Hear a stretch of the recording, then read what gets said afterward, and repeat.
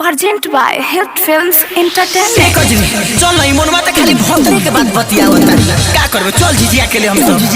सब तू खाली भोतरे का चलावे स्वाति रिकॉर्डिंग स्टूडियो दिल करसा खरबिंदा खाली भोतरे का चलावे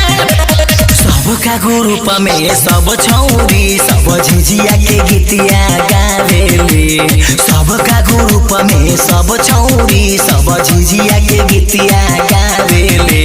हमारा ग्रुप में मोनावा छिहत्तरी खाली भतर कथा चलावेले हमारा ग्रुप में पूजावा छिहत्तरी खाली भतर कथा चलावेले सबका ग्रुप में सब छौरी सब झिझिया के गीतिया गावेले सबका ग्रुप में सब छौरी सब झिझिया के गीतिया गावेले हमारा ग्रुप में मोनावा छिहत्तरी खाली भतर कथा चलावेले हमारा ग्रुप में पूजावा छिहत्तरी खाली भतर कथा चलावेले खाली भतर कथा चलावेले Present by Hit Films Entertainment। खाली भतर कथा चलावेले करसा खरबिंदा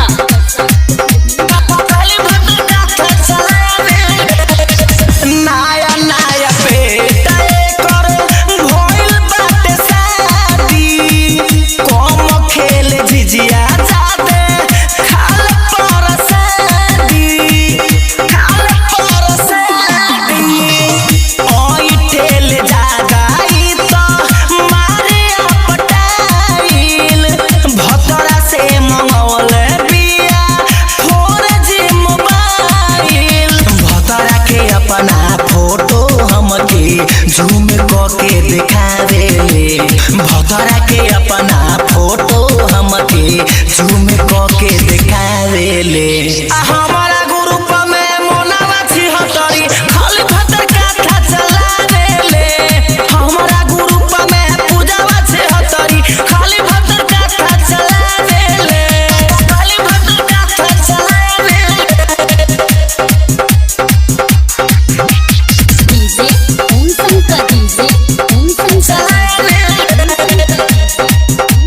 करसा खरबिंदा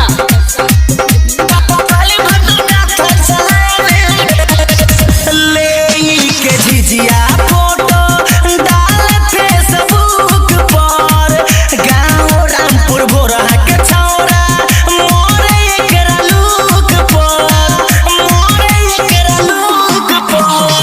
जानता रे सारा विजय एकर हलीला पूरा ई बिया सुना करेक्टर के ढीला परमधु प्यारे विकेश बिहारी पर चक्कर पंचलावेले परमधु प्यारे विकेश बिहारी पर चक्कर पंचलावेले हमारा ग्रुप में मोनावा छिहत्तरी खाली भतर कथा चलावेले हमारा ग्रुप में पूजावा छिहत्तरी खाली भतर कथा चलावेले